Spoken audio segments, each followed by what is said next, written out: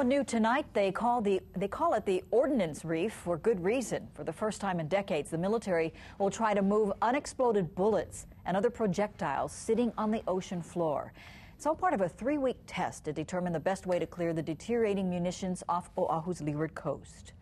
Next week, the operation shifts into high gear in an area near Poca'i Bay.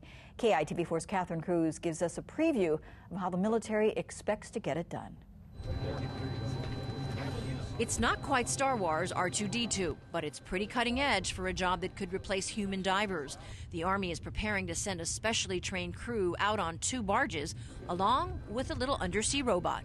We've actually added a lot of components to the little robot so that it can have the cameras, it can have the manipulating arms that can go out and harvest. It has a sliding basket that will be able to just deposit the round into that basket, and then that basket would be brought up to the surface. Once above, the explosive devices will be placed in a modified shipping container. They'll be cut and placed in special boxes and then moved to another area where ovens designed to heat them will render them useless.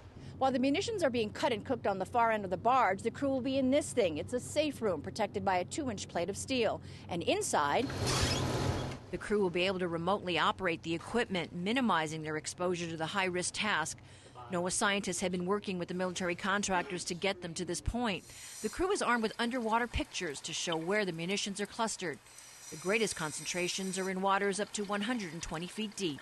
So we recommended that they concentrate most of their efforts in that deeper area where there are more munitions and less coral. And that work includes selecting the best places to moor the barges offshore. They've got maps that we presented to them that have showed them sort of the hot spots to stay away from and the hot spots in terms of munition densities, as well as the hot spots with high abundances of coral. So we're hoping to really maximize their efficiency and minimize their impact on the environment. And if the explosive chemicals like TNT are disturbed underwater, scientists have been working to understand how quickly they will break down. If those release into the water, what would happen to them? And where would they go? And at what concentrations would you find them in the water? It's a big ocean. Everything is going to dilute down into something that's very, very minuscule amount. But is that minuscule amount something that's harmful or not?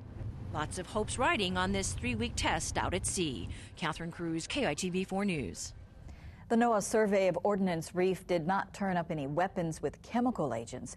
Only conventional munitions were found in the area just south of Poca'i Bay.